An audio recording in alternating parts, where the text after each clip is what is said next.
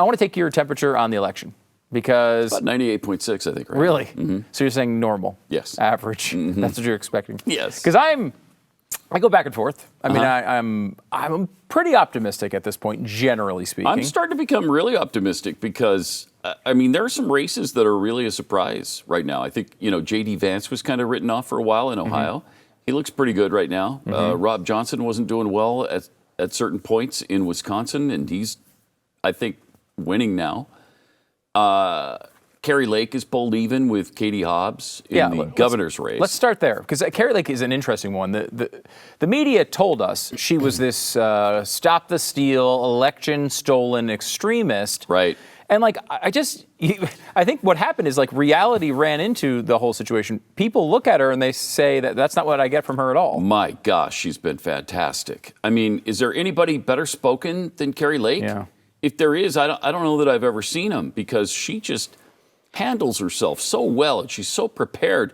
Like the other day when she was asked about being an election denier, and she had her aide, give me the list. She gets this list and she's got, 130 Democrats who were election deniers, and presents it to the reporters. And she said, okay, to her 20-year-old aide, you're not a reporter, right? No. Okay, he's doing your job for you. Here's a list of all the Democrats who denied elections since the year 2000. I mean, she's just great. And she's calm and measured and smooth, attractive. She's got great policies.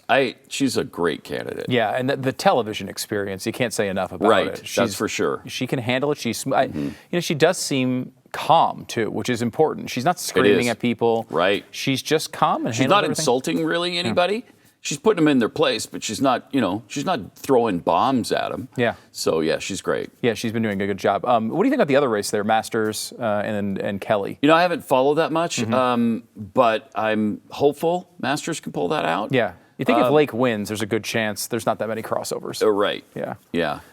And of course, the one we've been paying a lot of attention to is Pennsylvania with John Fetterman, Dr. Oz. Jeez. What a weird election. It is so weird, and it's so great that the U.S. Senate and our government is becoming a hospital ward, like a CCU unit, intensive care, ICU, I guess it would be. Yeah. And if you have any sort of brain problems, please. This is the place for you. Please join the United States government, won't you? It used to be that it was just because they were old. Now we're taking unhealthy young people and putting them in as well. Yeah, it's great. So, because this is an interesting one to me, not only from the Fetterman side, because, look, I did not come into this election thinking, oh my gosh, you know who the best Republican in the world is? That's Dr. Oz. Right. Nobody was. Nobody was, right? No. A good friend Except of Donald Oprah Trump, is what I think of. Yeah, and Donald Trump thought liked him.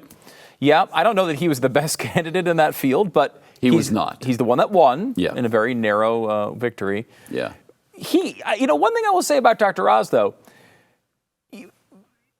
we haven't seen a lot of mistakes out of him. Yeah. They're like, oh, well, he bought vegetables at a grocery store. All right, I got that. What else do you have on the guy? He used a fancy word for the vegetables at a grocery store. Yeah. It seems to be the only argument against him. And you know what? That wouldn't be the deciding factor for me in that particular race. No, it really wouldn't. Wait, what about that he used to live in New Jersay, though? Yeah, that still doesn't bother me. No, I'm okay with that. Okay, now I'm going to get you with this one. He's rich. Yeah, 10 homes. 10 homes. No, it's still not the determining factor for me, no. I want my people to be completely unsuccessful in life, just like John Fetterman. Yes, please. Lived in your parents' basement till you're 50 years old. And have a really bad brain injury now. That's the kind of candidate I'm looking for. Because he was, already really bad. Yeah, he was. Before the stroke. Have you seen the goiter or whatever on the back of his neck? No.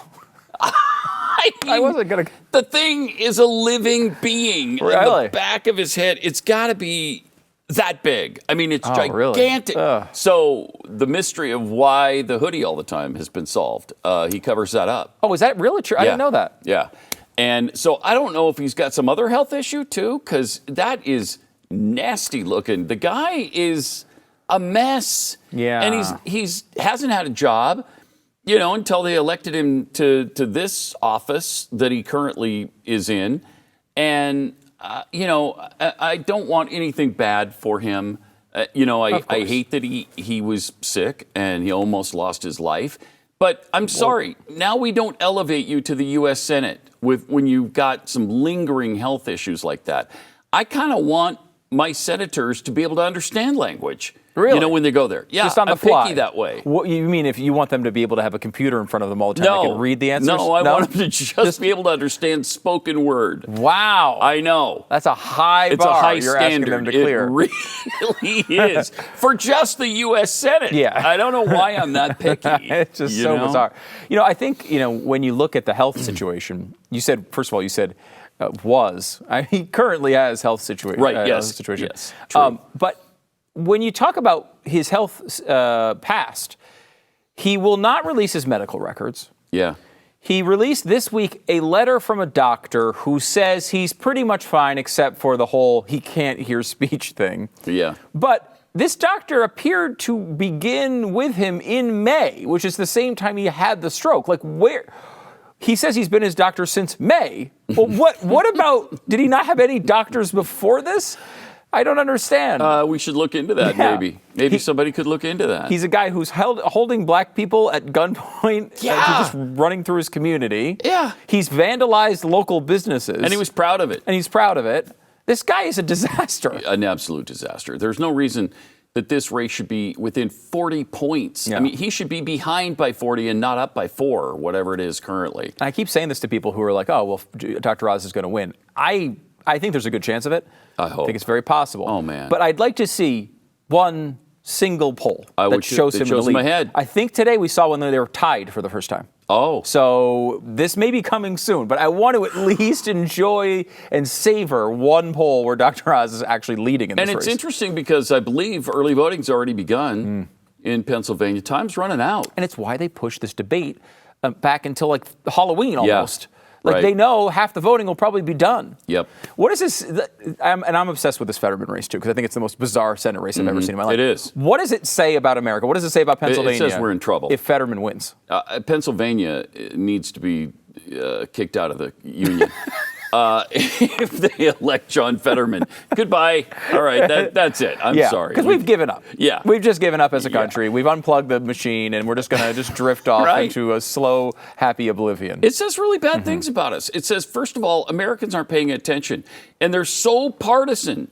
So they're not paying attention, but the other part is, I think they are so partisan. They don't care. I mean, the guy could be an invalid, and he kind of is. And it's okay with them because he's a Democrat. That's not okay. Can we just come to that understanding? It's not really that hard. No. That's another standard that's not that tough to get over, you know? Yeah, that and being able to hear speech. Yes. Okay. Now, as far as I know, Mike Lee can understand speech. That's what I've heard. I've heard that. Yeah. He had a debate against Evan McMullin the other day, and he did very well, I think. Crushed him. He crushed him. You know Utah better than I do, better than most people. You broadcasted from there. You've had a long history there. They're not going to fall for this, are they? I sure hope not. And I don't think so. I don't think so. But, you've got a lot of weird factors going on against Mike Lee. Not just the Salt Lake Tribune, but, I mean, the Deseret News hasn't been good to him either. I mean, the Deseret News is owned by the church. So is the Salt Lake Tribune, kind of. I think it runs both of the papers now. But what's the reasoning for that? I don't understand it. I think Romney is fairly influential, and he's not helping the cause at all. He won't endorse Mike Lee. And when have you ever seen that? A junior senator not endorse the senior senator in the same party from his state. I don't know that I've ever seen that before. I don't know if I've ever seen it either. So is the idea that they think, I mean, Mike Lee in the media is presented as some extreme guy, but he's he's not that at all. Do they want a moderate? Is that the vibe of Utah? It didn't used to be. It may now because they've been watered down, the conservatism there by Californians, of course, all up and down the West Coast and the West. So it may have changed since I've been, it's been 20 years since I lived there. So Utah's changed quite a bit since then. It's grown, and like I said, a lot of Californians have moved in. It's not the same state it once was. Now, it's still conservative enough that they should elect the best senator in the Senate. In the Senate. So I'm very hopeful that they will, and I think they will. All right, let me take you over to Georgia. Last one here. All right. Herschel Walker going up against Raphael Warnock. I don't know if you saw the debate. I thought Walker did pretty darn well. Way better than I expected. I know. Look, it's a tough spot. Yeah, You're a football player. You've never run for office before. You're being thrown into this with a new allegation and people accusing you of everything. You've got a long history. This is not an easy position for Walker. Yeah, and even Herschel said, that Warnock was really smart and he was going to kick his butt or something to that effect in the debate. But then it didn't happen. I mean, I thought he scored some really solid body blows on abortion and immigration, and he sounded really strong. And there's another case where if Georgia elects that guy again, the Warnock, they might have to be kicked out of the union as well. How many states we might are we lose gonna two have? states here. Okay, just a couple. We're gonna, at least 2 states. This is another situation, and I think the situation very similar in Ohio, in a weird way in Utah as well, where people who are Democrats are acting like they're not Democrats, right? Raphael Warnock is a hardcore liberal. He voted with Biden 96% of the time, as Walker noted. He's a hardcore Chuck Schumer liberal. Yeah. And you're going to get that from Evan McMullin as well. You'd get that from Tim Ryan in Ohio. You'd get that from Fetterman, maybe even worse from Fetterman.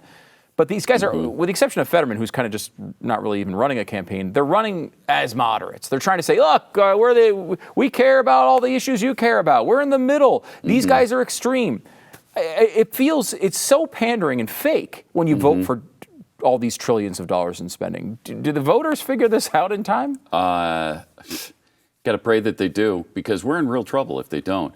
Biden did the same thing. Biden kind of ran like he was a moderate. Yeah. Wow, he's been anything but. I mean, the guy's worse than Barack Obama. Yeah, he is. He's more extreme than Barack Obama. Absolutely. And we don't need a whole nother slew of super extremist senators in office with him. Can you imagine what will happen in the next 2 years if they hold the Senate? They will absolutely pack the court. I fully believe that.